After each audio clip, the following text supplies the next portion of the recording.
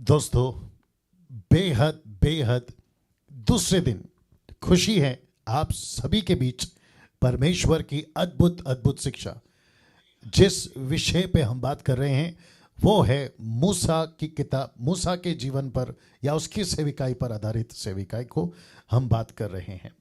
मैं इस वक्त में आशा करता हूं कि आप सभी ने कल की जो मीटिंग है या कल का जो संदेश है आपने उससे ज़रूर ज़रूर आशीष पाया होगा।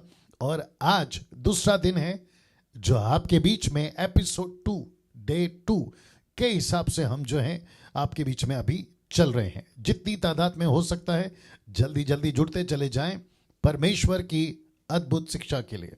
ना मुझे पता चला है कल कि काफ़ी लोगों ने घर पर इकट्ठा होकर ग्रुप बनाकर अपने फ़ोन को सेट कर कर जो है आप लोगों ने अच्छी खासी तादाद में जो है टीचिंग को हासिल किया है और आप लोगों ने कल उसे सीखा है। वैसे ही लगातार करते रहें, देख लो चेंज कर लो, वैसे ही लगातार आप लोग करते रहें और जिसके चलते मैं समझता हूं कि बहुत सारे लोग एट अ टाइम परमेश्वर के वचन से आशीष पाते रहेंगे। चलिए दोस्तों, मैं समझता हूं कि आप में से सभी लोग अभी तैयार हो चुके हैं और मैं भी और हमारी जो टीम है यहाँ पे हम लोग बिल्कुल तैयार हैं।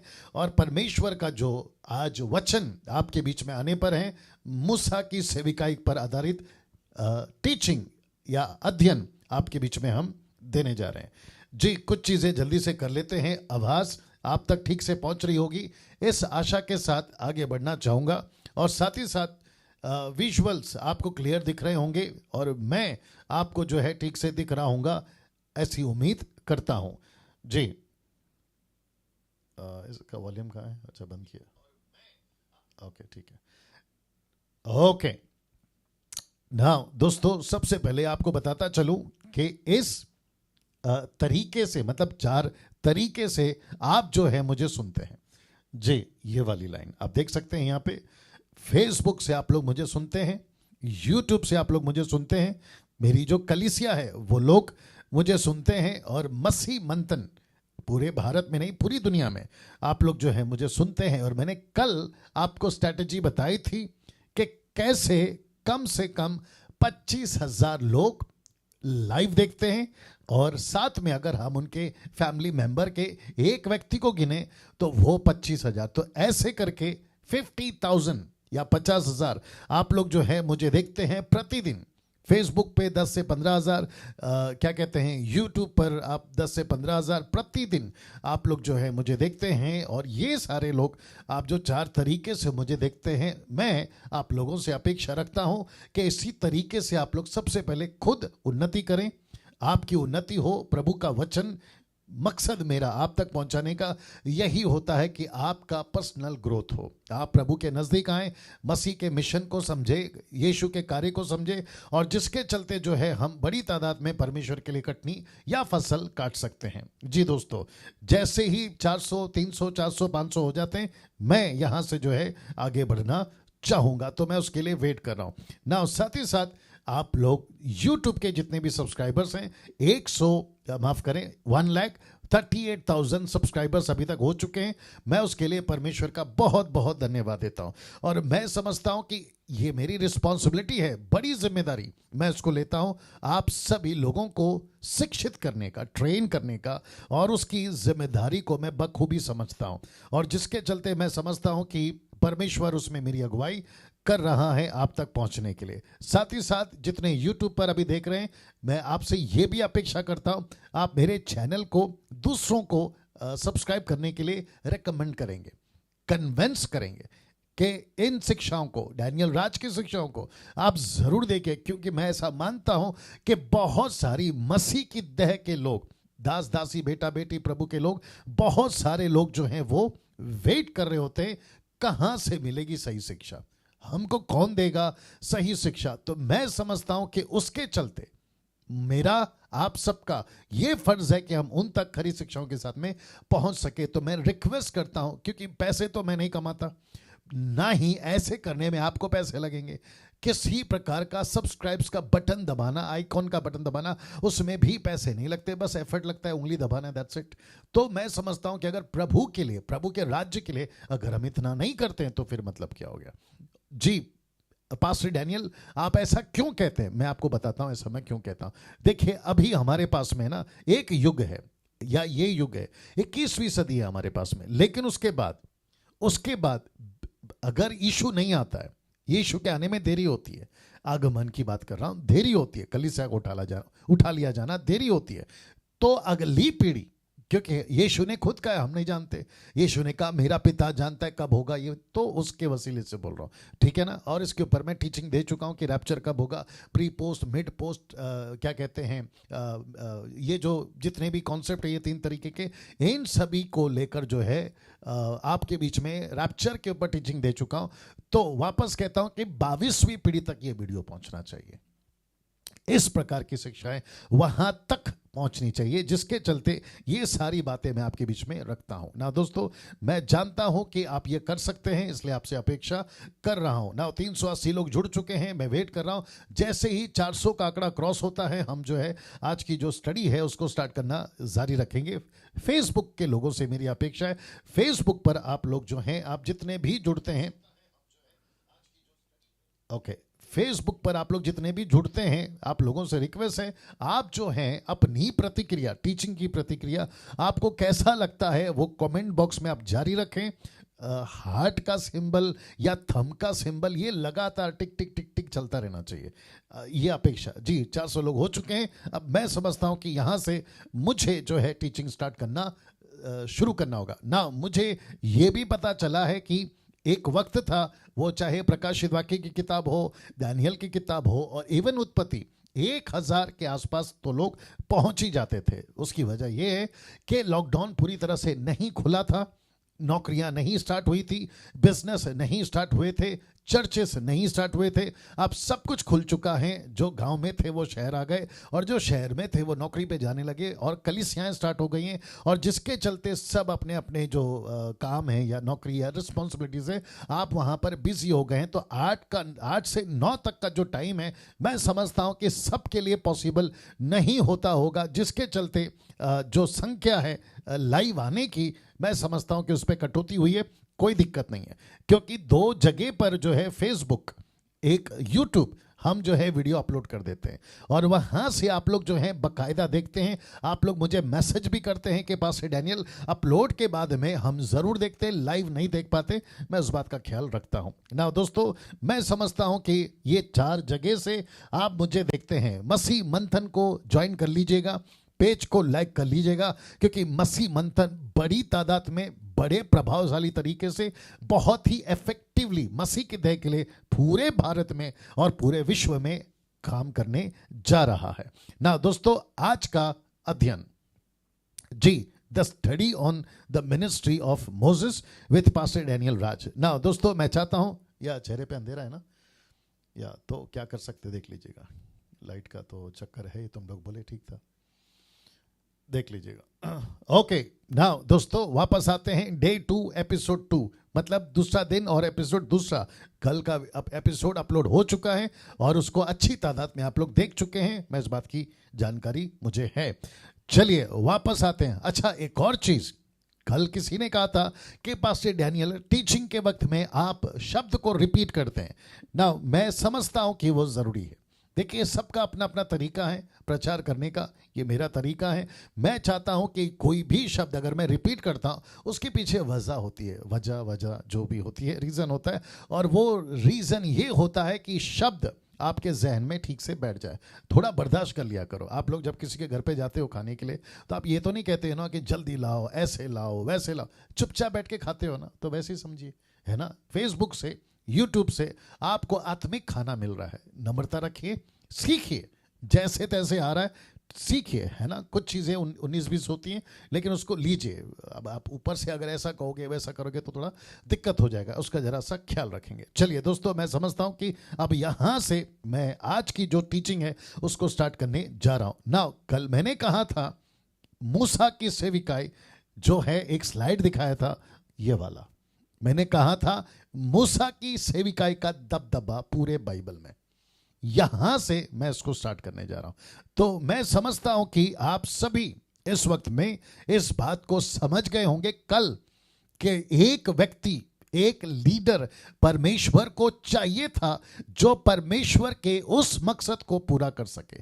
और मैंने यह भी कहा था 4 बातों के इर्द गिर्द या 4 बातों के आसपास में जो है ये टीचिंग चलेगी। एक है परमेश्वर यहोवा, दूसरा है लीडर मूसा, तीसरा है उसके लोग इजरायली, और चौथा है टैबरनेकल मंदिर।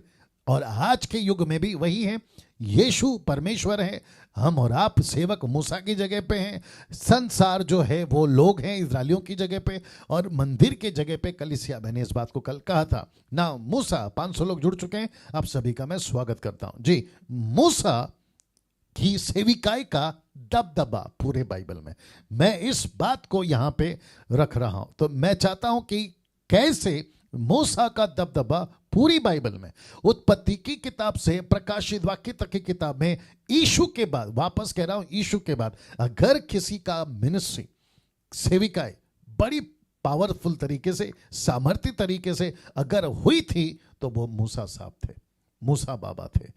अद्भुत अद्भुत कार्य किया। नाउ कैसे, आइए बताते हैं। मूसा के नाम का जिक्र, जी अब रिपीट कर रहा हूं तो वो बहन कहेगी आप एक शब्द को रिपीट क्यों करते हैं, तो मैं उसको कहूंगा चुपचाप लेते रहिए जो आपके प्लेट में परोसा जा रहा है। वापस आते हैं, मूसा के नाम का जिक्र क्या और कैसे। मूसा के नाम का जिक्र, ओटी मतलब ओल्ड टेस्टमेंट, कम से कम 750 बार, 750 टाइम्स, 750 बार ओल्ड टेस्टमेंट में यानी पुराने नियम में मूसा के नाम का जिक्र है। अद्भुत बात है ना। ऐसा और इतनी तादाद में यीशु और परमेश्वर के बाद अगर मैं समझता हूं किसी का है, इस आदमी का है। 750 बार, उत्पत्ति से प्रकाशित वाक्य तक की बात नहीं कर रहा हूं, सिर्फ ओल्ड टेस्टमेंट की बात कर रहा हूं, और 80 बार न्यू टेस्टमेंट में इस व्यक्ति का नाम। तब आप सोचिए, कम से कम अब आप सोचिए 830 बार टोटल बाइबल में क्या हुआ, 800, थोड़ा ध्यान रखो, 830 बार जो है मूसा की किताब, मूसा का नाम बाइबल के अंदर हम देखते हैं। इतनी जबरदस्त थी मूसा की सेविकाई। अब मैं वापस कहता हूं कि मूसा का या मूसा की सेविकाई का दबदबा पूरे बाइबल में ना। दोस्तों इसको देखिए, यीशु के वक्त में मूसा का कार्य, मूसा की सेविकाई, हम सभी जानते हैं। यीशु के वक्त में अगर यीशु से मिलने कोई आए थे 2 व्यक्ति, एक है मूसा और दूसरा है एलिया। उसका जिक्र आपकी लूका की किताब उसका 9वां अध्याय वचन 29 में आप और हम इसको पढ़ सकते हैं। आप यहां पे देख लीजिएगा, लिखा है कि जब वह, यानी यीशु, लिखा है कि जब वह प्रार्थना कर ही रहा था तो उसके चेहरे का रूप बदल गया और उसका वस्त्र श्वेत होकर चमकने लगा, और देखो, सबसे पहला नाम है मूसा। लिखा है देखो, और देखो मूसा और एलिया, ये 2 पुरुष उसके साथ बातें कर रहे थे। क्या अद्भुत है। अब क्या बातें कर रहे थे इसका खुलासा नहीं है बाइबल में, ना यीशु ने किया है और ना मूसा ने और ना किसी चेलों ने। किसी तरीके का, किसी भी प्रकार का खुलासा 4 किताबों में नहीं है, मत्ती मरकुस लूका योना में नहीं है। अब वो क्या बात कर रहे थे नहीं जानते, लेकिन मैं समझता हूं कि हम अंदाजा लगा सकते हैं। मूसा कौन था? प्रीचर। एलिया कौन था? मिरेकल वर्कर, सामर्थ्य में काम करने वाला। ये दोनों के दोनों अगर यीशु से बात कर रहे हैं, और देखिए कभी कभी है ना दिमाग से बात चली जाती है, नहीं समझ में आता है, हमारा जो दिमाग है ना वो काम करना बंद कर देता है। क्या वजह रही होगी कि मूसा और एलिया यीशु के साथ बात कर रहे हैं? क्या वजह रहा होगा ना? मैंने जैसे कहा कि हम अंदाजा लगा सकते हैं। हम सभी को पता है कि मूसा एक प्रचारक था, और हमको यह भी पता है कि एलिया सामर्थ्य में काम करने वाला, उसकी पहचान इस तरीके से थी, नबी था, चीजें हो जाती थी, कभी आग गिराता था, कभी पानी गिराता था, ना जाने किस तरीके का काम उसने किया, जिसको देखकर एलीशा इतना प्रभावित हो गया कि वो कह बैठा कि एलिया आपके अंदर जो पावर है ना उसका डबल मुझे चाहिए। तो आप अंदाजा लगाइए, ऐसे 2 पावरफुल लोग एक बहुत ध्यान से सुनिएगा, ऐसे 3 तरह के कैरेक्टर्स वहां पड़े हुए थे मतलब वहां ऑलरेडी थे। एक है पतरस, दूसरा है यूहन्ना और तीसरा है याकूब। आप देख सकते हैं यहां पे ये वाले। मैं सिर्फ पिक्चर इसलिए रखता हूं ताकि आपको कनेक्ट कर सकूं। तो ये तीनों सोच रहे होंगे कि हमको अभी तक पता था, क्योंकि 4000 साल के आसपास में एक व्यक्ति जिसका मूसा का जिक्र होता चला रहा है, एक ऐसा व्यक्ति जिसका नाम है एलिया होता चला रहा है। और इनको ऐसा लगा, क्योंकि यीशु ने पूछा था, अगर आपको याद होगा मत्ती की किताब उसके 16वें अध्याय में, कि लोग मेरे बारे में क्या कहते हैं। तो पतरस ने कहा कि आपकी चर्चा ऐसी है बाहर कि कोई कहता है जॉन द बैप्टिस्ट है, कोई कहता है एलिया है, कोई कहता है यिर्मयाह है, और कोई कहता है भविष्यवक्ताओं में से एक है। लेकिन यहां पे परमेश्वर ने, कौन? ऑलमाइटी गॉड, पिता परमेश्वर ने ये आवाज भेजी दूसरी बार। पहली बार कहां है? आपका मत्ती का किताब उसका 3:16 में। दूसरा कहां है? यहां पर है। और तीसरा जो आखिरी है यूहन्ना की किताब उसका 12वां अध्याय वचन 26 में, 26 से अगर आप आगे बढ़ोगे तो इसका मतलब है ऊपर से आवाज क्या आई थी? मूसा को रखकर, एलिया को रखकर, और यीशु बीच में था। आप देख सकते हैं आवाज क्या थी पता है? आवाज थी कि ये मेरा प्रिय पुत्र है, इसी की सुनो। अब आप सोच के देखिए, मेरा प्रिय पुत्र है, इसकी सुनो। वचन 35 को मैंने नहीं डाला है, 35 वर्ष में कहता है इसकी सुनो। तो इसका मतलब क्या है? हम सभी को बहुत ध्यान से सुनिएगा, हम सभी को एक वक्त था मूसा का सुना, हम सभी को एक वक्त था हमने एलिया को सुना। अब आपको पता है वक्त किसका है? वक्त यीशु का है। हमको किसका सुनना है? The book of Hebrew chapter 1 verse 1 निकाल के रखिए। इब्रानियों 1:1 नीता जी डाल दीजिएगा। The book of Hebrew chapter 1 verse 1, इब्रानियों 1:1 निकाल के रखिए ना। लिखा है एक वक्त था हम इनकी सुनते थे और सुनना वाजिब था, और लोगों ने सुना। लेकिन उसके बाद में एलिया आया, एलिया का सुना। लेकिन अब किसकी बारी? और लिखा है क्या है? याकूब, माफ करें, इब्रानियों किताब 1:1 में लिखा है पूर्व युग में परमेश्वर ने बाप दादाओं से थोड़ा थोड़ा करके और भांति भांति से भविष्यवक्ताओं के द्वारा बातें करी। बातें की किसके द्वारा? मूसा के द्वारा। किसके द्वारा? एलिया के द्वारा। किसके द्वारा? अब्राहम के द्वारा। किसके द्वारा? दाऊद के द्वारा। न जाने कितने नबी, यिर्मयाह, यशायाह, एजेकियल, इन सभी के द्वारा। वचन 2 क्या कहता है? देखिए, इन अंतिम दिनों में हमसे पुत्र के द्वारा बातें की। ये पुत्र कौन है? ऑफ कोर्स यीशु। वाह अब आप सोचिए दोस्तों, यीशु की आवाज सुनने के लिए ऊपर से आवाज आई, मेरे बेटे की सुनो। और आपको पता है ये तीनों को पता चल गया होगा। मूसा था, प्रेज गॉड। एलिया था, प्रेज गॉड। लेकिन अब सबका बाप आ गया है, और वो बाप यीशु है। जी दोस्तों, मैं रिपीट करता हूं कि वो बाप यीशु है। सबका बाप, हिंदू का, मुस्लिम का, सिख का, ईसाई का, बुद्धिस्ट का, पासी का, आदिवासी का, रोडपति, करोड़पति, ऐसा वाला, वैसा वाला, पैसा वाला, इन सब का बाप यीशु है। मानो या ना मानो, बहस का विषय है, अलग रखो। बहस करनी है फिर कभी। सच्चाई यही है कि सृष्टि का कर्ता, इस सृष्टि का क्रिएटर, इस चीजों को बनाने वाला ऑलमाइटी गॉड अगर कोई है तो वो यीशु है। वो यीशु है। यूहन्ना का किताब उसका 1 अध्याय 1 से देना मुझे। एक और कनेक्शन देता हूं, क्योंकि बीच में मैंने कहा था ना, उत्पत्ति की किताब में ऊपर बैठा है इमैनुअल। मैं जो स्लाइड्स दिखा रहा हूं उसको कहते हैं मैनुअल, और जो आपके सामने खड़ा रहकर बात कर रहा है या बैठकर बात कर रहा है उसको कहते हैं डैनियल।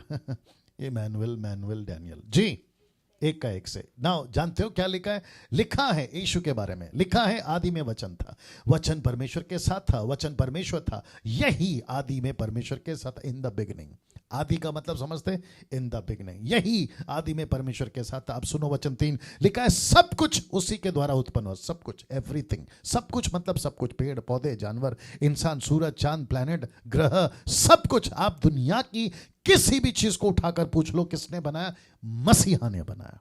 किसने बनाया? यीशु ने बनाया। एस्तुस ग्रीक में, यीशु ने बनाया। सब कुछ उसी के द्वारा उत्पन्न हुआ, और जो कुछ उत्पन्न हुआ उसी में से कोई वस्तु उसके बिना उत्पन्न नहीं हुई। तो इसका मतलब क्या है? यीशु की सुनो। मैं यहां इसलिए रुक गया था ताकि आपको कन्वे कर सकूं, आपको समझा सकूं कि कैसे यीशु मसीह ने, जब बातें हो रही थी मूसा एलिया के साथ, तो ऊपर से आवाज आई कि अब यीशु की सुनो। यीशु की सुनो। यीशु कौन है दोस्तों? यीशु मूसा का परमेश्वर है। यीशु कौन है? हाँ, अभी मुस्लिम लोगों को तकलीफ हो जाएगी। अगर कोई मुस्लिम सुन रहा है ना तो उसको तकलीफ हो जाएगी। अगर उनका कोई मौलाना या उनका कोई कुरान को सिखाने वाला, उसको बड़ी तकलीफ हो जाएगी, क्योंकि वो मानते नहीं है कि यीशु मसीह खुदा है, यीशु मसीह थियोस है, यीशु मसीह ऑलमाइटी गॉड है। वो नहीं मानते। वो कहते हैं वो नबी है, वो इंसान है। और जहोवा विटनेस वाले कहते हैं वो स्वर्गदूतों में से कोई बड़ा स्वर्गदूत है। मुझे नहीं पता ये लोग कहाँ से कॉन्सेप्ट लेकर आते हैं, लेकिन टोटल पिक्चर, टोटल किताब, टोटल कहानी यही बताती है, जो कि वो नहीं पढ़ते हैं और जिसके चलते मूर्खता का शब्द या स्टेटमेंट वो देते रहते हैं। वापस कहता हूं कि यीशु कौन है दोस्तों? यीशु मूसा का परमेश्वर है जी। यीशु एलिया का परमेश्वर है। यीशु दानियल जो प्रॉफिट था ना बाइबल का, उसका परमेश्वर है। यीशु अब्राहम का परमेश्वर। इसलिए यीशु ने कहा कि इसके पहले कि मैं, अब्राहम के पहले मैं था, इसके पहले कि अब्राहम, मैं पहले था, यीशु ने कहा। और शास्त्री फरीसी का दिमाग का ढक्कन उड़ गया। बोला ये आदमी क्या बोल रहा है? इसलिए हाथों में पत्थर उठा लिया, पहाड़ से उसको ऊपर से फेंकने की बात करी। जब यीशु मसीह ने एक ऐसी लुक, एक ऐसी नजर से देखा, वो सब पीछे हट गए। वो बात अलग है कि यीशु मसीह चुटकी बजाता, 12 पलटन स्वर्गदूत नीचे आ जाते और उनको पीस के रख देते, वो बात अलग है। लेकिन यीशु ऑलमाइटी गॉड है। तो बात यहां पर हो रही है मूसा की, कि मूसा का दबदबा, वापस आता हूं, मूसा का दबदबा सेविकाई में दोस्तों कुछ इस प्रकार से था कि यीशु को सेविकाई के वक्त में जब यीशु यहां थे, वहां तक जो है वो यीशु से मिलने आया था या बातें करने आया था या उसको भेजा गया था। ये सारी बातें मैं आपको बता रहा हूं और मैं समझता हूं कि बहुत ज्यादा इंटरेस्टिंग आदमी है ये, जिसका नाम है मूसा। ना मूसा, और एक कनेक्शन आ रहा है वो भी दे देता हूं।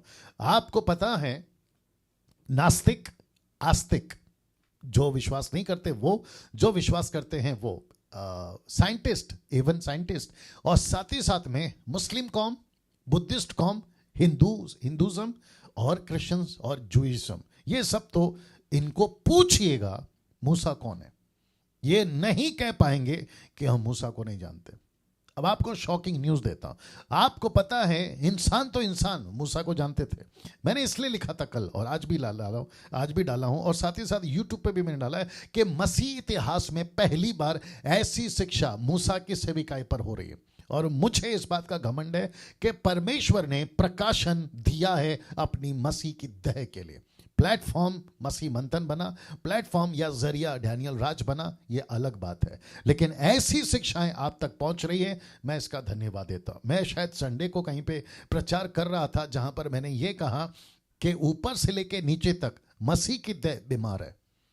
कहाँ लिखा है? यशाया की किताब निकालो, यशाया की किताब पहला अध्याय वचन 5 से आगे पढ़ोगे, आइजाया चैप्टर 1 वर्स 5। अगर कोई डालना चाह रहा है, नीता जी आप लोग डाल सकते हैं। अच्छा, जितने एडमिन्स हैं वो सभी एक्टिव रहेंगे प्लीज जी।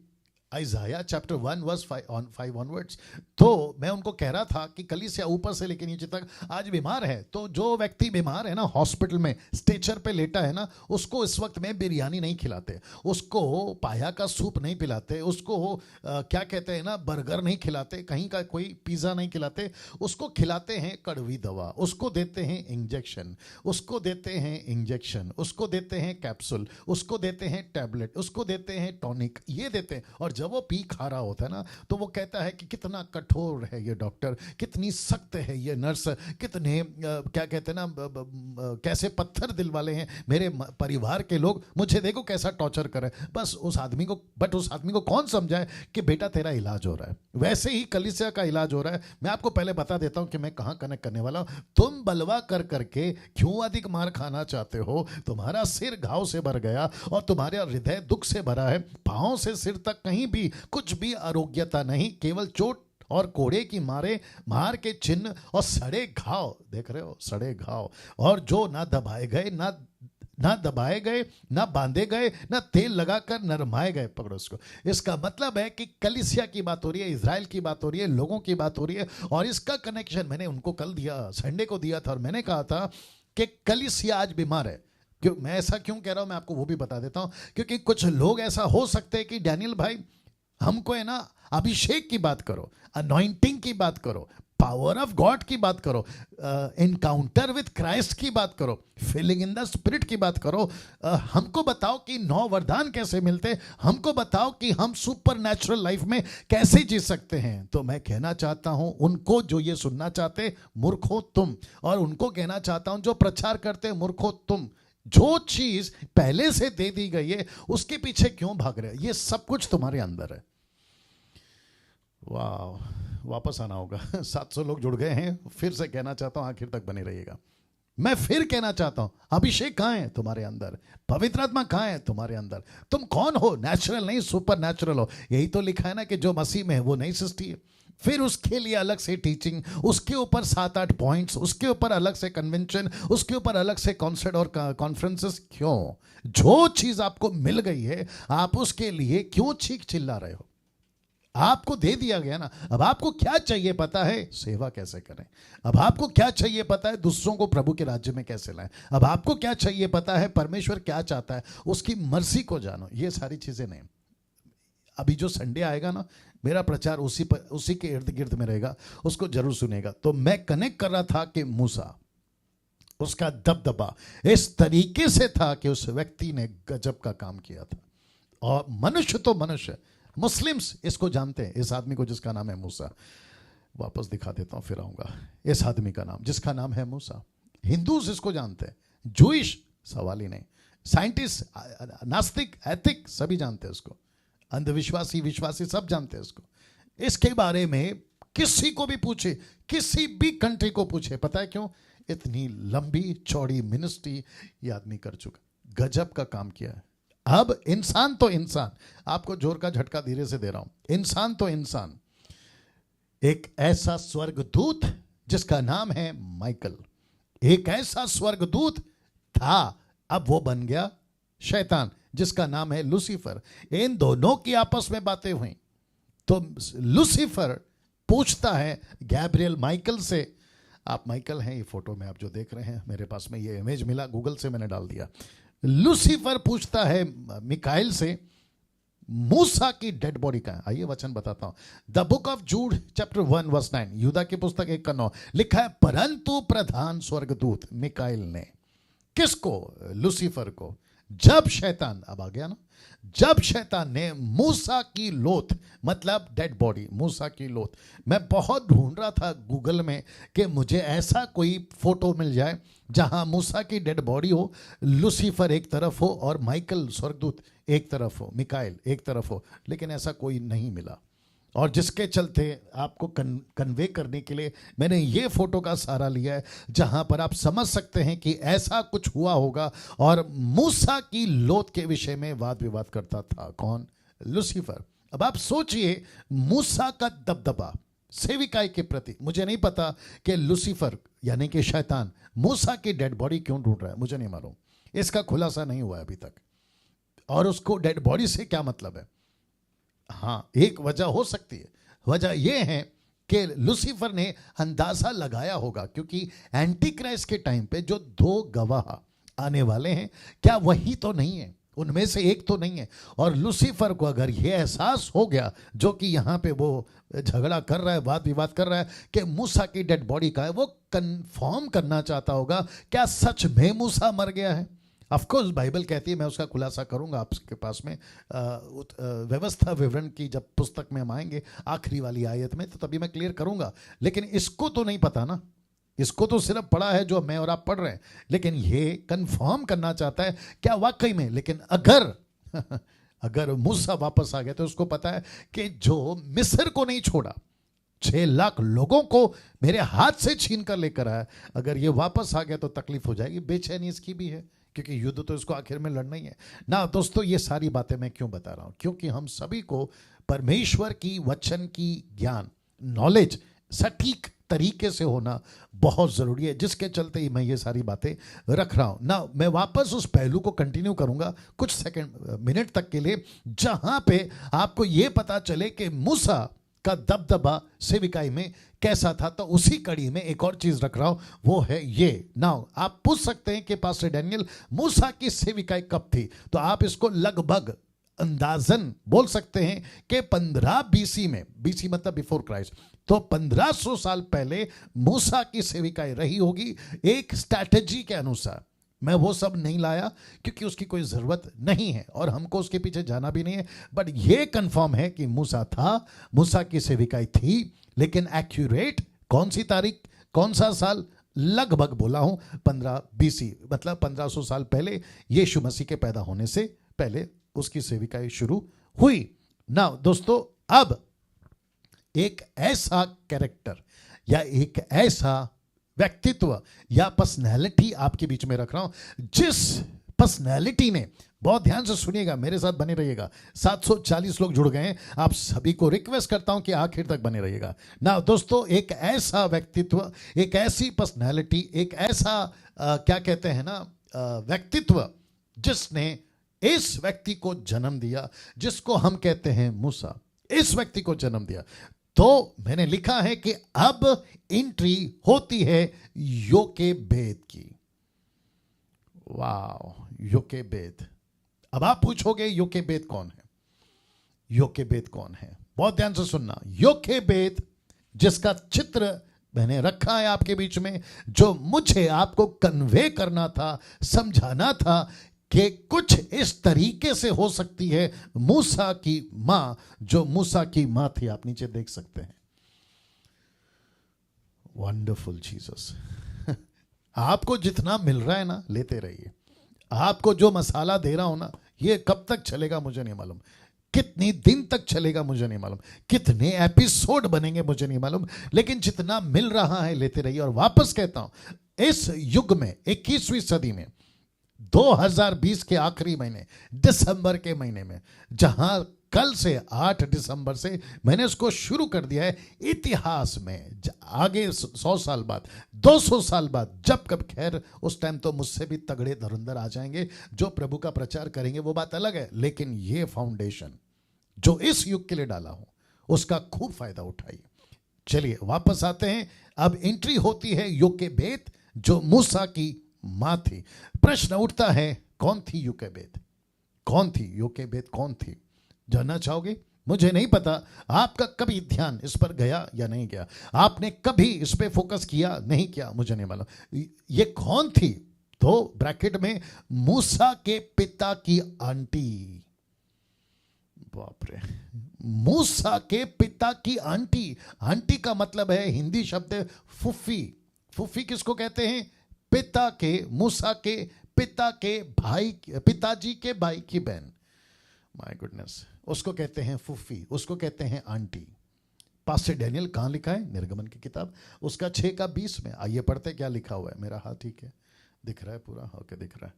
ओके, लिखा है अमराम, नॉट अब्राहम, अमराम, मूसा का पिता, जो अपनी फुफी आंटी, पिता की बहन, मैंने कहा था ना, पिता की बहन योकेबेद को ब्याह लिया, मतलब उसे शादी किया, और उससे हारून और मूसा उत्पन्न हुए। लेकिन मुझे नहीं पता कि इसमें मरियम का नाम क्यों नहीं है, क्योंकि मरियम भी मूसा की बहन है, जो कि आगे मैं आपको बताऊंगा उसका क्या क्या कहते हैं, डिटेल है, या उसका क्या भूमिका। हाँ, भूमिका शब्द अच्छा है, तो जिसके चलते मैं क्लियर करूंगा ना। दोस्तों वापस आ रहा हूं कि अब्राहम, मूसा का पिता, ने अपनी फुफ्फी आंटी से शादी की।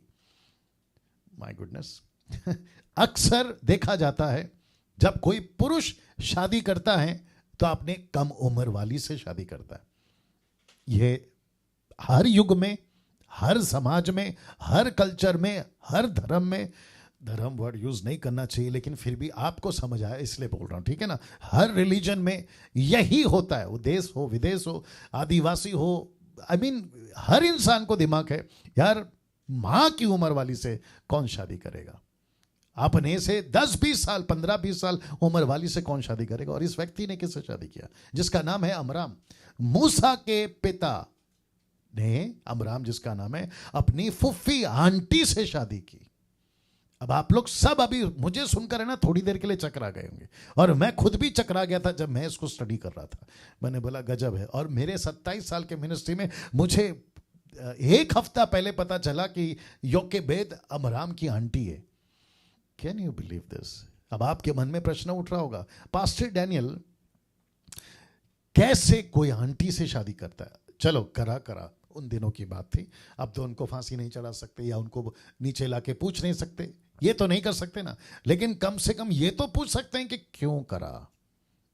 ये तो पूछ सकते हैं ना क्यों करा, वजह क्या है? आइए वजह बताते हैं। तो एक ऐसी उम्र वाली औरत जिससे मूसा के पिता ने शादी किया, जिसको मैं कह रहा हूं योकेबेद से शादी करा, जो काफी ज्यादा उम्र वाली थी। ऐसा क्यों? मूसा की मिनिस्ट्री में उम्र, मूसा की मिनिस्ट्री में एक्सपीरियंस, तजुर्बा, आई थिंक मेरा सही शब्द है तजुर्बा, एक्सपीरियंस की बातें आपको बहुत ज्यादा दिखने को मिलेगी, और विशेष करके मूसा की सेविकाई में। मैं आपको अभी से बता देता हूं। और उन दिनों में भी आई थिंक एक एग्जांपल देता हूं, ठीक है? ओके, मेरा लैपटॉप आपको दिख रहा होगा। मेरे घर पे 2 लोग हैं, एक मेरी लड़की, दूसरा मेरा लड़का। अगर मुझे ये लैपटॉप लेकर, मैं कहता हूं कि मैं बाहर हूं, मुझे लैपटॉप चाहिए, और जितनी जल्दी हो सके उसको लेकर आओ, भाग के लेके आओ। आप भी मुझे बताएं, मैं भी अभी बता देता हूं, इन दोनों में से मैं किसको ये जिम्मेदारी दूंगा? Common sense. मैं उस व्यक्ति को ये जिम्मेदारी दूंगा जो इसको निभा सकता है, जो इसको ठीक से पकड़ सकता है, जो मेरी तरफ, मेरा बहुत इंपॉर्टेंट काम है उसकी तरफ दौड़ के आ सकता है। अगर मैं छोटू को दूंगा, मतलब जो मेरा बेटा, उसको दूंगा, मुझे उसको पक्का यकीन है, उसकी बात सब, उसको पक्का यकीन है मैं काम कर सकता हूं, लेकिन मुझे टाइम लगेगा। और मेरे सामने 2 अनुभव वाले, एक है उम्र कम, एक है उम्र ज्यादा, एक है अनुभव कम, एक है अनुभव ज्यादा, और जिसके चलते मैं समझता हूं कि मैं रिस्पॉन्सिबिलिटी बड़े वाले को दूंगा। वैसे ही, बहुत ध्यान से सुनेगा, वैसे ही मूसा, अभी मैं मूसा को लैपटॉप नहीं बोल रहा हूं, आप उसको गलत मत समझिएगा, एग्जाम्पल दिया था मैंने, नहीं तो विचित्र प्राणी लोग उसके ऊपर भी वीडियो बनाएंगे। ओके, वापस आते हैं। मूसा एक ऐसा व्यक्ति जिसको संभालना बहुत जरूरी था। अब आप लोग कनेक्ट कर रहे होंगे, और आप लोग कनेक्ट भी हो गए होंगे कि योकेबेद से शादी क्यों करी, और योकेबेद मूसा की मां क्यों बनी, और कौन सी परिस्थिति में मूसा पैदा हुआ। जैसे जैसे एपिसोड आगे बढ़ेगा, जैसे जैसे दिन आगे बढ़ेंगे, एक एक चीज का कनेक्शन मैं आपको देता चला जाऊंगा। आइए बताता हूं कि योकेबेद एक ऐसी मां थी जिसने 3 महीने तक मूसा को छिपाए रखा। अब आप सोचिए, एक ऐसी महिला, उसको ठीक करो, ओके डिस्टर्ब हो रहा है, बोलो, ठीक है? एक ऐसी महिला एक ऐसी महिला जिसने मूसा के पैदा होते ही 3 महीने तक छिपा के रखा। मुझे लगता है आज या कल, वक्त के हिसाब से मैं देखूंगा कि मैं कब कनेक्ट करूंगा। मूसा की मां वाकई में सबसे पहले तजुर्बे वाली थी, एक्सपीरियंस वाली थी, उम्र में ज्यादा थी, उसको जिंदगी का अनुभव हो चुका था, वो चीजों को समझती थी, परिस्थिति को हैंडल कर सकती थी, उम्र छोटी नहीं थी, नादान नहीं थी, अनमैच्योर नहीं थी। ये सारी क्वालिटी जिसको मैंने अभी कहा, समझदारी, मैच्योर, परिपक्व उम्र वाली, अंदाज को समझ सकती थी, परिस्थिति को समझ सकती थी, ये सभी खूबियां इस औरत में थी, मूसा की मां योकेबेद में थी। और परमेश्वर ने इस महिला को चुना, अब्राहम से कहा कि तुझे इससे विवाह करना है, और इसने 3 बच्चों को जन्म दिया, एक आपका मूसा, दूसरा हारून, तीसरा मरियम। और जिसके चलते मैं समझता हूं कि ये ऐसी महिला जिसने 3 महीने तक मूसा को छुपा के रखा। क्यों? जैसे मैं आपको पहले चैप्टर में जब आऊंगा, निर्गमन की पुस्तक, याद रखिए हमने अभी तक किसी पुस्तक को नहीं छुआ है, ये करूंगा मैं आगे, आप लोग मेरे साथ में बने रहिएगा। लेकिन 3 महीने तक ये अपने बच्चे को छिपा सकती है। अब आप सोचो, इसने मुझे लगता है अभी बता देता हूं बच्चे को क्यों छुपाया 3 महीने तक। आप देख लीजिए, लिखा है बच्चे को छुपाया क्यों। उसकी एक वजह है। मिस्र में इजिप्ट के लोग, जो राजा फिरौन था, उसने ये हुक्म निकाला था, मैं कनेक्शन बताऊंगा जब आऊंगा, उसने ये हुक्म निकाला था कि जो भी बेटा पैदा होगा उसका कत्ल कर दो, और जो बेटी होगी उसको बचा लो। बेटा को क्यों कत्ल कर दो, उसके पीछे आत्मिक वजह भी है और सामाजिक वजह भी है, मैं जब आऊंगा तब बताऊंगा। लेकिन ये औरत जिसका नाम है योकेबेद, इसने कहा कि नहीं बॉस, तुमको जो करना है करो, लेकिन मेरे बच्चे को यानी कि मूसा को मैं मरने नहीं दूंगी। और उसने 3 महीना छुपाया। क्या स्ट्रैटेजी बनाई होगी नहीं पता, इसने कैसे छुपाया नहीं पता, इसने कैसे तरीके से कहां कहां भागी नहीं पता, लेकिन ऐसा लिखा है कि उसने 3 महीने तक छुपाया। और जब 3 महीने के बाद इसको पता चला कि अब नहीं हो सकता है, तो उसको कहते हैं प्लान बी। एक प्लान 1A और दूसरा है प्लान बी। और जब इसको पता चला कि और नहीं छुपा सकती, तो फिर उसने ऐसी रणनीति बनाई जिसको कहते हैं स्ट्रैटेजी। एक ऐसी रणनीति बनाई नील नदी में, जहां पे फिरौन की बेटी या फिर उसके लोग या उसकी सहेलियां, स्विमिंग पूल बोल लीजिए आप लोग, नहाने की जगह पर जब थी, तो उसने एक ऐसी युक्ति बनाई और अपनी बेटी यानी मूसा की बहन मरियम के द्वारा ऐसी रणनीति बनाई कि यह बच्चा नील नदी में तो डाला जाए, नील नदी में रखा जाए, लेकिन ऐसी योजना बनाकर, इसलिए लिखा योजना बनाकर छोड़ देना। अब आप सोचिए, वो टोकरी, वो कौन सी लकड़ी, उसके ऊपर किस तरीके का लेप या ऐसा प्रोटेक्शन कि पानी अंदर ना आ सके। मूसा का जहाज योकेबेद, मूसा के जहाज में 8 लोग, मूसा की जो टोकरी थी उसमें योकेबेद ने जो बनाया ताकि वो एक बच्चा जो महान लीडर बनने वाला था उसको बचा सके। ये कौन कर सकता है? जवान लड़की नहीं कर सकती, अनमैच्योर लड़की नहीं कर सकती, किसी की पत्नी जो चीज़ों को नहीं जानती। और यही वजह है कि अमराम ने एक ऐसी महिला से शादी किया जो उसकी उम्र में ज़्यादा थी, जिसको कहते हैं आंटी से शादी किया, फूफी। अब आप सोचिए दोस्तों, नील नदी में योजना बनाकर छोड़ देना, मिस्र में जाकर मूसा को पालना। देखो क्या रणनीति बनाई थी कि ये मिस्र में बच्चा, मूसा खुद का बच्चा है, राजा की बेटी फिरौन उसको जाकर कहती है कि इसको पालेंगे। इसकी ओरिजिनल माँ किसने कहा? मरियम ने। मुझे लगता है आज नहीं हो पाएगा, मैं देखता हूँ कैसे होगा, ठीक है ना। क्या रोल था मरियम का, क्या रोल था माँ का, मैं ये सब कनेक्ट करूँगा, देखता हूँ आज, नहीं तो कल तो है ही हमारे पास में। ऐसी योजना बनाकर मूसा को मिस्र के घर में, जहां से हुक्म निकला था कि कत्ल कर दो, उन्हीं के घर में अपने बच्चे को पाल रही है और अपने बच्चे को पालने का पैसा भी मिल रहा है। Can you believe this? गजब का काम इस महिला ने किया ना। अब मैं चाहता हूं कि एक बात आपके नॉलेज में डालूं, क्या है वो, आइए देखते हैं। क्या आप जानते हैं मूसा के पैदा होने से लेकर मूसा के 40 वर्ष तक, मैं रिपीट करता हूं, हां कनेक्शन दे देता हूं, क्या आप जानते हैं मूसा के पैदा होने से लेकर मूसा के 40 वर्ष होने तक मूसा को बचाने या संभालने 5 महिलाओं को परमेश्वर ने मूसा को बचाने के लिए इस्तेमाल किया। वाह, 5 महिलाएं। जी वापस आता हूं, 5 महिलाएं, टोटल 5 महिलाएं। एक ऐसा व्यक्ति जिसका नाम है मूसा। मैंने आपको कल ही कहा था गजब का चीज मिलेगा। वापस कहता हूं, कब तक चलेगा नहीं पता, लेकिन जो मिल रहा है लेते चले जाइएगा। ऐसा लिखा है 5 महिलाओं को परमेश्वर ने मूसा को बचाने के लिए इस्तेमाल किया। अब आप पूछोगे 5 कौन? आइए बताता हूं, क्योंकि आप में से कई लोग जानना भी चाहते हैं, इसलिए रख दिया। निर्गमन की किताब, उसका पहला अध्याय वचन 15, क्या लिखा है पता है? शिप्रा और पुआ, अजब नाम है, गजब नाम है। लिखा है शिप्रा, अगर मैं ठीक से नाम ले रहा हूं, और दूसरा है पुआ। नाम 2 इब्री दाइयों को मिस्र के राजा ने आज्ञा दी। ये फोटो देख लीजिए नीचे आप लोग, जो ऐसे नीचे दंडवत करके लेटी है ना या पड़ी है ना, उसको देख लीजिएगा। उनका फोटो तो ओरिजिनल तो किसी के बाप के पास नहीं होगा, तो गूगल में कहां से होगा, ठीक है ना। उस वक्त में जो घटना घटी फोटो नहीं था, ठीक है। तो ये 2 महिलाएं, लिखा है ये इब्री दाइयां थी, मतलब मिस्री नहीं थी, ये इजराइल की थी। कौन सी किसके वंशज में थी ये नहीं पता, लिखा नहीं है, लेकिन लिखा है उनका दोनों का नाम। तो ये हो गए 2। आइए वचन को भी पढ़ लेते हैं, ये हो गया 2। आइए क्या लिखा है वो भी बता देता हूं कि शिप्रा और पुआ नाम 2 इब्री दाइयों को मिस्र के राजा ने आज्ञा दी, वचन 16 से 21 तक में, कि जब तुम इब्री स्त्रियों को बच्चा उत्पन्न होने के समय जन्म के पत्थरों पर बैठी देखो, तब यदि बेटा हो तो उसे मार डालना, बेटी हो तो जीवित रहने देना।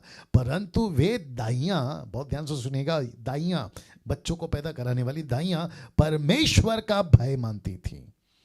गजब बात है, अजब बात है। लिखा है परमेश्वर का भय मानती थी, इसीलिए मिस्र के राजा की आज्ञा ना मानकर लड़कों को भी जीवित छोड़ देती थी।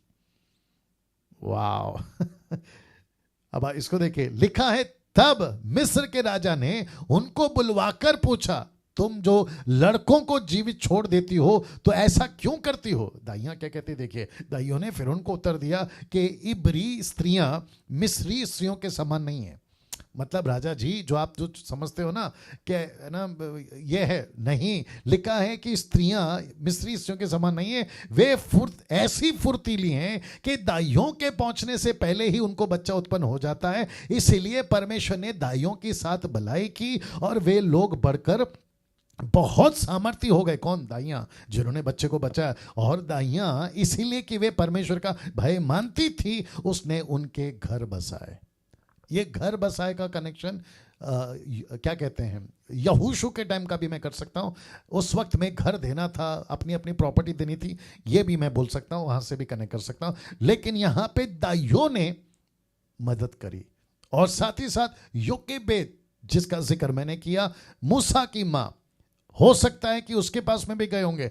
बोला क्या पावरफुल महिला है, क्या अद्भुत महिला, क्या स्ट्रांग महिला है, और जिसके चलते जो है ये अद्भुत काम कर गए ना। दोस्तों ये हो गए दो महिलाएं। अब आपको एक साथ तीनों महिलाओं का फोटो दिखाता हूं। ये वाला, ये है उसकी मां, ये है फिरौन की बेटी जिसने मूसा को गोद लिया या मां बोलकर अपना लिया, बच्चा बोलकर अपना लिया। और उस तरफ छोटी लड़की आप कह सकते हैं मरियम। मैं फोटो इसलिए रखता हूं ताकि मैं आपको कनेक्ट कर सकूं। और ये रहा उनका जो भी परिचय। तीसरी महिला मूसा की मां, चौथा मूसा की बहन, पांचवा फिरौन की बेटी। ये सब आपकी बाइबल में जैसे जैसे हम आगे बढ़ेंगे आपको और भी उसकी क्लैरिफिकेशन मिलती रहेगी। ना दोस्तों, अभी तक कैसा लग रहा है? क्या कुछ दिमाग में जा रहा है? बहुत कुछ जा रहा होगा, क्योंकि बहुत सरलता से और बहुत ही मजेदार तरीके से स्लाइड्स के साथ में आप सारी बातों को कनेक्ट कर पा रहे होंगे। इस आशा के साथ में मैं आगे बढ़ूंगा। लिखा है, क्या आप जानते हैं, मैं आपको बताता हूं, क्या आप जानते हैं क्या चीज, जो कुछ आपने यहां पे देखा अभी तक, क्या आप जानते हैं? मैं कनेक्ट करने जा रहा हूं। क्या आप जानते हैं यीशु के पैदा होने से लेकर जी उठने तक कई महिलाओं का रोल, ठीक है, कई महिलाओं का रोल था। बहुत सारी महिलाएं उसमें थी। मैं आपको दे देता हूं कनेक्शन। मरियम, यीशु की मां, वो एक, मरियम मगदलिनी, वो एक, पोतीपर की पत्नी, अगर आपको याद होगा मत्ती की किताब उसका 27वां अध्याय वचन 18-19 अगर आप पढ़ोगे ना, तो पिलातुस को जाकर कहते कि जिसको तुम पकड़ कर लेकर आए ये धर्मी है, क्योंकि इसके कारण मैंने सपने में दुख उठाया। और उसका हमको कनेक्शन मिलता है यूहन्ना की किताब 19:5 में, जहां पर पिलातुस कहता है, जब यीशु को देखता है तो कहता है कि देखो ये है पुरुष। ये कौन सा पुरुष है? जो उसकी पत्नी ने सपने में देखा। कौन सा पुरुष चाहिए था जो मानव जाति का उद्धार कर जाए? उसका जिक्र पोतीपर की पत्नी को प्रकाशन मिलता है। तो ये ऐसी महिला। और फिर मार्था मरियम का हम सबको पता है कि मार्था मरियम क्या करती थी। और साथ ही साथ ऐसी भी महिलाएं थी जिसका जिक्र लूका की किताब उसका 8:2-3 में लिखा है। और वे 12 लिखा है, वे 12 उसके साथ थे। किसके साथ? यीशु के साथ। 12 कौन है आप सभी जानते हैं। और कितनी स्त्रियां भी, तो जिनको महिलाओं की सेविकाएं से एलर्जी है ना, उनको ये बताना चाहता हूं कि यीशु के 12 भी उसके साथ थे। और लिखा है कई स्त्रियां भी। ये जो शब्द होता है ना भी, इसका बहुत सारा मतलब है। आप ग्रीक पढ़ो, आप अरामिक पढ़ो, आप इंग्लिश के दुनिया भर के ट्रांसलेशन पढ़ो, आपको यही मिलेगा, जिसको मैं पढ़कर बैठा हूं इसलिए बता रहा हूं ना। दोस्तों वापस आता हूं कि यीशु के 12 चेले उसके साथ थे। लूका 8 में कहता है, लिखा है कई स्त्रियां भी, यहां पे कोमा है, फुल स्टॉप है। इसका मतलब है कि सेविकाई के क्षेत्र में औरतें थी। अभी जैसे मूसा की बहन मरियम का जिक्र नहीं किया, वैसे ही कई स्त्रियों का जिक्र बाइबल में नहीं है। लड़कियां पैदा होती थी मूसा के टाइम पे, माफ करें, उत्पत्ति की पुस्तक के टाइम पे मैं बता चुका हूं ना। जितने पुरुष पैदा होते थे उसका रिकॉर्ड है, सब ठीक है। जितने पुरुष पैदा होते थे उनका रिकॉर्ड है, लेकिन जो लड़कियां पैदा होती थी, बेटियां पैदा होती थी, उसका रिकॉर्ड नहीं है। तो इसका मतलब क्या है? वापस कहता हूं, मैं शुरू से कहते आ रहा हूं और खास करके 1 साल से तो कहते आ रहा हूं कि जब हम बाइबल को पढ़ते हैं तो बुद्धि से पढ़ना है। इसलिए यीशु ने कहा शास्त्री फरीसियों को लूका के 10:26 में, तुम क्या देखते हो, तुम क्या पढ़ते हो, कैसे पढ़ते हो, इसके ऊपर इन्फेसाइज करो या इसके ऊपर फोकस करो। इसका जिक्र यीशु ने किया। कुछ अधूरे ज्ञान वाले सेवक, कुछ नॉट मूर्ख, महामूर्ख, जिन्होंने सेविकाएं का बेड़ा गर्क करके रखा हुआ है, महिलाओं को टोटली इग्नोर किया हुआ है। ऐसी संस्थाएं जहां पे महिलाओं के लिए लिस्ट बनी है, कहां तक आ सकती हैं, कहां तक नहीं आ सकती, क्या कर सकती हैं, क्या नहीं कर सकती, कितना बोल सकती हैं, कितना नहीं बोल सकती, यहां तक काम करेंगी तो वहां तक काम नहीं करेंगे, ऐसा रूल बना के रखा हुआ है। ऊपर बैठा परमेश्वर बोलता है, कलीसिया मेरी है, मैंने तुमको चुना है, तुम तो मेरे भी बाप बन गए। मैं इतना सख्त क्यों रहता हूं प्रचार के टाइम पे? गुस्सा बहुत है। क्यों गुस्सा है?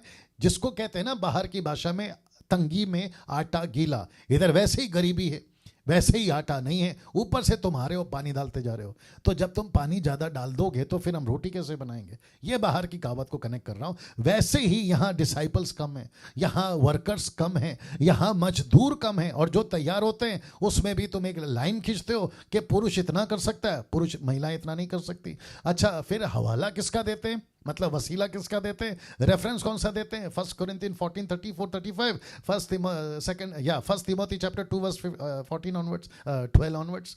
फिर कहते हैं कि देखो यहाँ पौलुस ने कहा महिलाएं चुप रहे। अरे पहले ये तो पता लगाओ कि वो महिला है कौन, वो किसी की बीवी थी, उसको कहा चुप रहे? तुमने तो पूरी दुनिया को, बीवी को चुप करा दिया, सारी महिलाओं को चुप करा दिया। ये तमाशा है साहब। तो इसके ऊपर तो काफी वीडियो बना चुका हूं, लेकिन मैं समझता हूं, इसका चार्जर दे दो लैपटॉप का, जल्दी देना जी दोस्तों। 1 मिनट दीजिए। या तब तक थोड़ा सा पानी पी लेते हैं। ये गजब का टॉपिक है, कौन महिलाएं। ओ नीचे गिर गया। मसीह मंथन ऐसे किसी स्टेटमेंट को नहीं मानता। हम महिलाओं को प्रमोट करते हैं, और मेरी टीचिंग में आपको महिलाएं हमेशा ये मिलेगा सुनने को, पास्टर बन सकती हैं, प्रभु भोज दे सकती हैं। कौन? महिला, लेडीज, वुमेन, जिनको परमेश्वर ने चुना है, मैं उनकी बात कर रहा हूं। और परमेश्वर ने सबको चुना है, कोई दो राय नहीं है। हम सब परमेश्वर का बेटा बेटी हैं, जो यीशु में है। और रोमियो उसका 7:14 जो कि कहता है हम सबको परमेश्वर की आत्मा की अगुवाई मिली है, तो हम उसके बेटा बेटी हैं, वो पता लगे। तो महिलाएं पास्टर बन सकती हैं, सेविकाएं कर सकती हैं, प्रभु भोज दे सकती हैं, बपतिस्मा दे सकती हैं, मैयत, बरियल, फ्यूनरल सब कर सकती है जो एक पुरुष कर सकता है।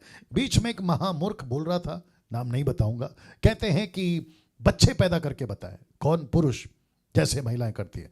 जैसे बच्चे पैदा नहीं कर सकते पुरुष, तो महिलाएं कैसे बन सकती जैसे पुरुष कर सकते हैं? क्या लॉजिक है? कोई मतलब का नहीं। इसलिए कहा महामूर्ख। बाकी आप लोग समझदार हैं। वापस आते हैं 12 पुरुषों के साथ ऐसा लिखा है, कितनी स्त्रियां भी। तो इसका मतलब क्या है? इसका मतलब है कि यीशु के साथ में थी ना, उसको अलग तरीके से, या फिर यीशु के साथ जो महिलाएं थी वो कौन थी और वो क्या करती थी, उसके ऊपर एक पर्टिकुलर हिस्सा। ऐसे नहीं कह सकते कि यही करती थी, कॉन्टेक्स्ट के बाहर बात नहीं करना। जो दुष्ट आत्माओं से और बीमारियों से छुड़ाई गई थी, और वे यह हैं, अब इसको कहते हैं ये वह है, मरियम जो मगदलिनी कहलाती थी, जिसमें से 7 दुष्ट आत्माएं निकाली थी, हेरोदेस की भंडारी खोजा की पत्नी योआना और सुसन्ना और बहुत सी और स्त्रियां। नाम अद्भुत है। ये तो अपनी संपत्ति से उसकी सेवा करती थी। अब इसका कुछ लोग, उल्टे सीधे लोग, महामूर्ख टाइप, अधूरे ज्ञान के लोग कहते हैं कि पास्टर डैनियल इसके लिए वो साथ में थी। अब ऐसा लिखा है कि वो यही करती थी? ऐसा नहीं लिखा है ना।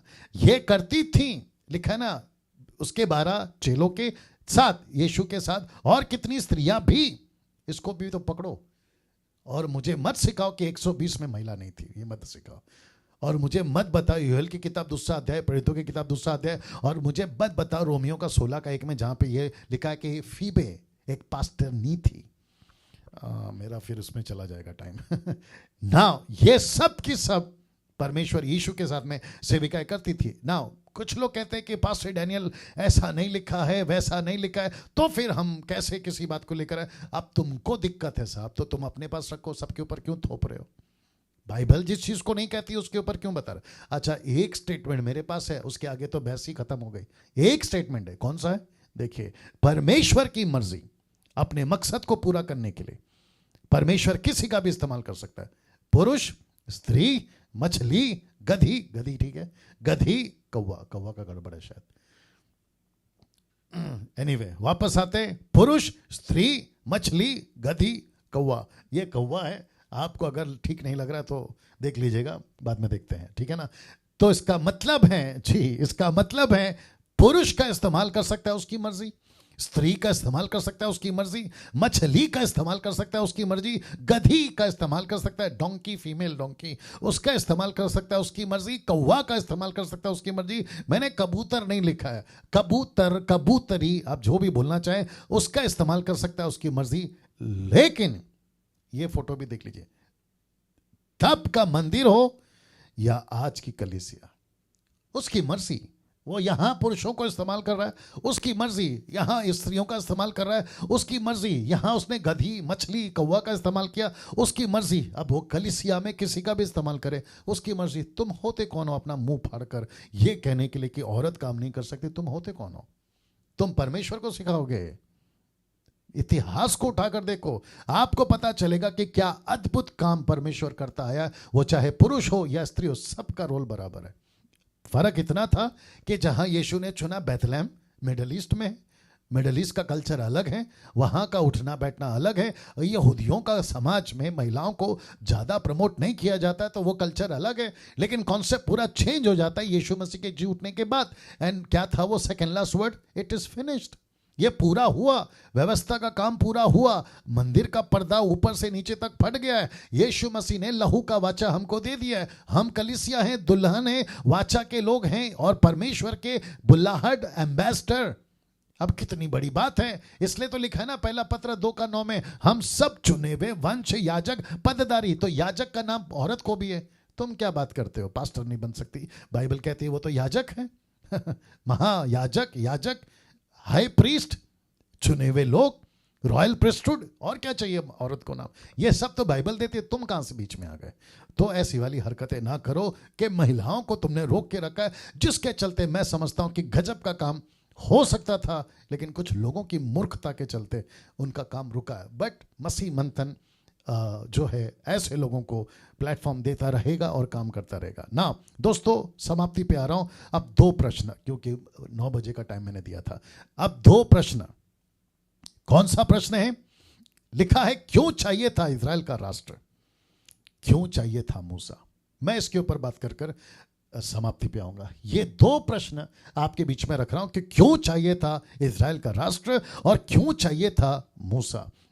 परमेश्वर को ऐसी भीड़ जिसको कहते हैं इजराइल क्यों चाहिए थी और क्यों चाहिए था उसके ऊपर लीडर, मैं उसकी बात कर रहा हूं। चलिए आते हैं। आप सबसे पहला ये बैनर देख लीजिएगा। ये मैंने रखा है इसलिए क्योंकि ये इजराइल का बैनर है, या उसके आसपास का, गूगल से मिला, मैंने डाल दिया। लिखा है, क्योंकि परमेश्वर को अपनी एक प्रजा चाहिए थी जो उसका प्रचार कर सके। ये रीजन है। कहां लिखा है? लीजिए, निर्गमन 6:2 में लिखा है, परमेश्वर ने मूसा से कहा कि मैं यहोवा हूं। अब जरा ध्यान से देखिएगा, बहुत छोटा है लेकिन फिर भी पढ़ने की कोशिश करिएगा। मैं सर्वशक्तिमान ईश्वर के नाम से इब्राहिम, इसहाक, याकूब को दर्शन देता था, परंतु यहोवा के नाम से मैं उन पर प्रकट ना हुआ। इसका मतलब क्या है? अब मैं तुम पर होऊंगा। तो दूसरे शब्दों में, इजरायली का पूरा फोकस या उनका प्रचार सेंटर कौन था? यहोवा। ये कब तक चला? यीशु तक वापस आना होगा। यहोवा शब्द, मैं वापस कहता हूं, यहोवा शब्द का प्रचार एक वक्त तक के लिए था, जब तक इजरायली थी, जब तक अनुग्रह का युग नहीं आया तब तक। अब बीच में मुझे कुछ ऐसे वीडियोस अपने लोगों ने भेजे हैं जहां पे लोग कहते हैं, अभी भी कहते हैं ओल्ड टेस्टमेंट का रेफरेंस लेकर। अब देखिए, मूर्खता की सीमा पार कर गए। मूर्खता की सीमा पार कर गए।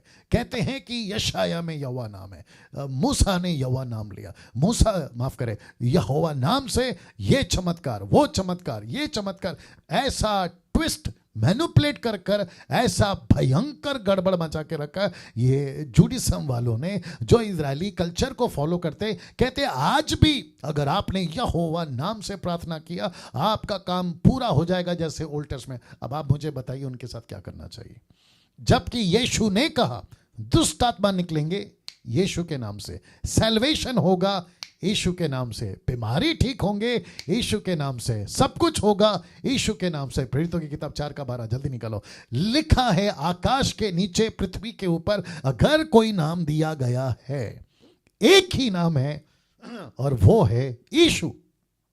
फिलिपियो 2:10 और 11, हर घुटना झुकेगा यीशु के नाम पे, 2:10 से 11 तक में, हर जबान कबूल करेगी यीशु को। रोमियो की किताब उसका 10:9 कहता है कि जब तुम यीशु को अपना प्रभु जानकर स्वीकार कर लोगे तुम्हारा उद्धार हो जाएगा। और ऐसे कितने रेफरेंसेस बता दो जहां यीशु को क्या कहते हैं ना, सेंटर किया गया है। यीशु को एक्ट्स चैप्टर 4:12 जी, यीशु को सेंटर किया गया है, यीशु को फोकस किया गया है। और मैं समझता हूं कि यीशु यहोवा के नाम से मुझे कोई दिक्कत नहीं है, लेकिन गड़बड़ मत करो। ऐसा मत कहो कि यहोवा ही, फिर यीशु कहां जाएगा?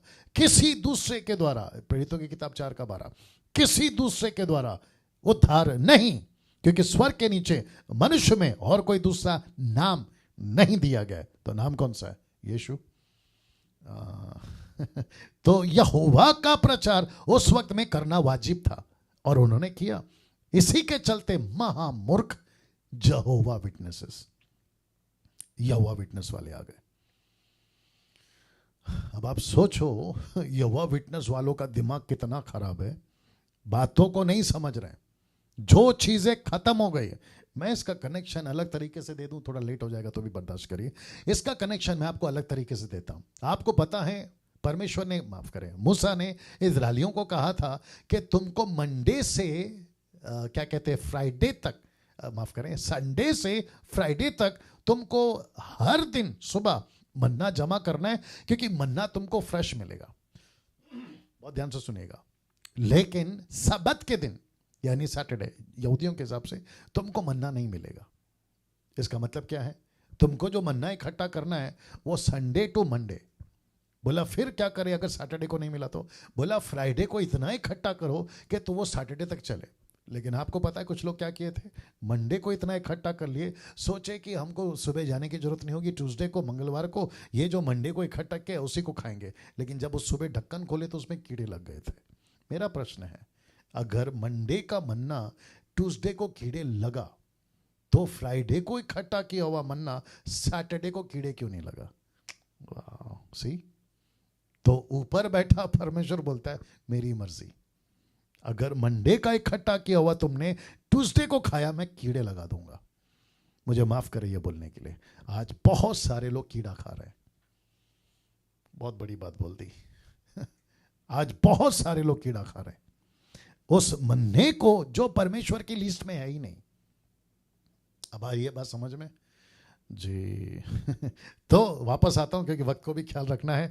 क्योंकि परमेश्वर को अपनी एक प्रजा चाहिए थी जो उसका प्रचार कर सके, दूसरा जिसको वो अपनी व्यवस्था दे सके, इसलिए परमेश्वर को एक प्रजा चाहिए थी जिसको वो अपनी उपासना करा सके, जिससे वो अपनी उपासना करा सके। इसलिए उसको इजरायली प्रजा चाहिए थी जिससे वो अपनी मंदिर बनवा सके। इसलिए अब प्रश्न उठता है मूसा क्यों? मैं यहां टीचिंग में भाग नहीं रहा हूं, कोई दिक्कत नहीं है, बिल्कुल दूंगा, थोड़ा सा ऊपर नीचे होगा कभी कभी। मूसा ही क्यों? दूसरा सवाल, मूसा ही क्यों? पहला क्या था? इजराइल की प्रजा ही क्यों? दूसरा क्या था? मूसा ही क्यों? लीजिए दे रहा हूं। मूसा में 3 खूबियां थी। मूसा में 3 खूबियां थी। देखते क्या होता है। मूसा में 3 खूबियां थी। सबसे पहला आप पढ़ लीजिए, पूरी तरह से मूसा 40 साल का जब मिस्र से भाग रहा था ना, वो पूरी तरह से शिक्षित था, जिसको बोल सकते हैं इंग्लिश में वेल एजुकेटेड। पूरी तरह से शिक्षित था। कौन? ये 40 साल का मूसा। और कहां लिखा है? प्रेरितों की किताब। ये प्रकाशन किसको मिला?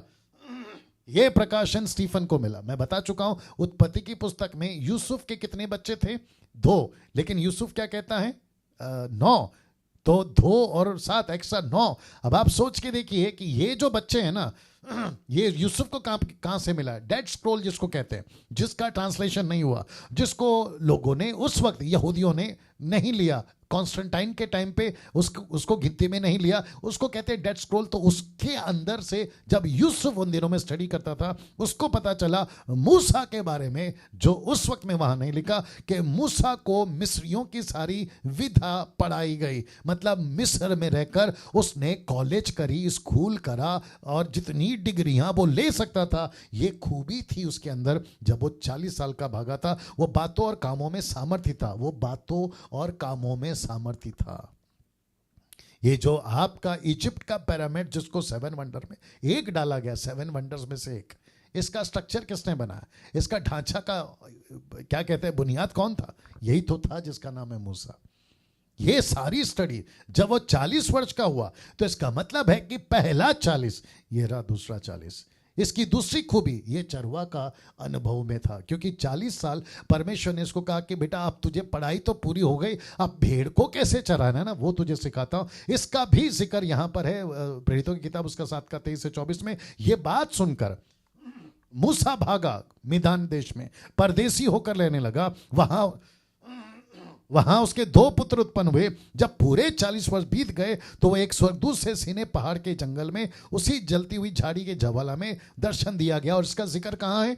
आपके निर्गमन के 3 अध्याय में, जब वो भेड़ बकरी चरा रहा था, तो सीने पर्वत के पास पहुंचा। तो ये उसका कनेक्शन है। तो 40 साल का कौन सा अनुभव? वापस पीछे ले जाता हूं। शिक्षा का 40 साल का कौन सा अनुभव? चरवा का। अब आ रहा है तीसरा 40 साल, सेवा के योग्य बन गया था। तो मूसा ही क्यों? परमेश्वर ने मूसा को ही क्यों चुना? क्योंकि इसमें खूबी थी। और एक कनेक्शन देता हूं जो मैंने नहीं डाला, मूसा लेवी वंश का था।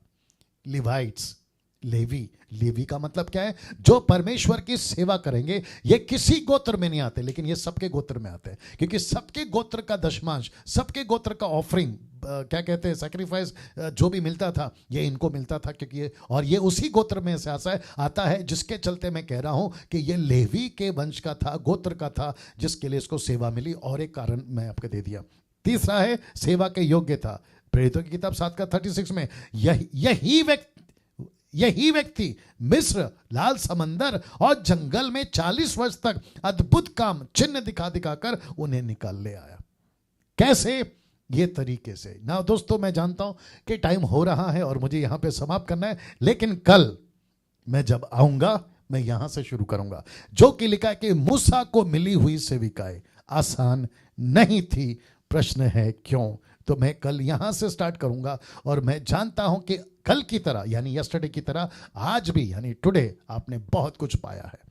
कैसा लग रहा है, कैसा मिल रहा है? अपनी प्रतिक्रिया कमेंट बॉक्स में दे सकते हैं, मुझे कॉल करके बता सकते हैं। अगर मैं अवेलेबल रहा, मैं 777 वाला फ़ोन अगर उठा लिया, मैं ज़रूर सुनना चाहूँगा। नहीं तो मेरे जो एडमिन्स हैं मसीह मंथन के, आप उनको बता सकते हैं। नीता है, नरेंद्र है, समीक्षा है, शैलेश है, ट्रीजा है, जितेंद्र है, आप उनको बता सकते हैं। और साथ ही साथ जितने हमारे पास्टर्स हमारे साथ काम कर रहे हैं अपने अपने रेस्पेक्टिव प्लेस में, आप उनको भी बता सकते हैं। तो दोस्तों, कल फिर ठीक 8 बजे आपसे फिर मुलाकात होगी। इसको खूब शेयर करिए, यूट्यूब से भी खूब शेयर करिए, यूट्यूब चैनल को सब्सक्राइब करिए। अगर आप लोग अभी देख रहे हैं, आइकन बेल दबाइए, और जितना हो सकता है मेरे चैनल को और ऐसी खरी शिक्षाओं को आप जितना हो सकता है लोगों तक पहुंचाइए। क्योंकि डैनियल राज किसी स्वार्थ, पैसे के चक्कर में ये नहीं बोल रहा है, मसीह की देह उन्नति पाए इसलिए बोल रहा है। चलिए दोस्तों, कल ठीक 8 बजे मुलाकात होगी। अपना ख्याल रखें। जय मसीह।